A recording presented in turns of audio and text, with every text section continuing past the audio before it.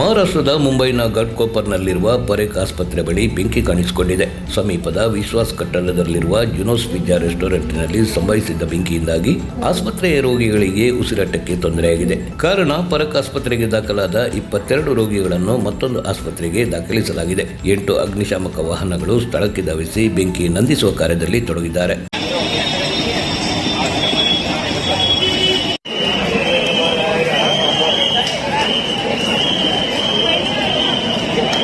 कम हो गई अभी कम हो गई.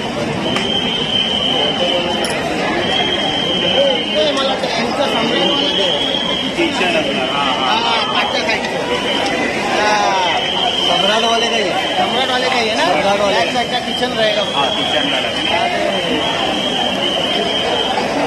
पूरा होटल खाली करवा दिया ना.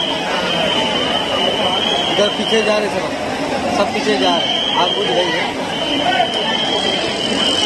इधर पानी डालना चालू किया. पानी डालना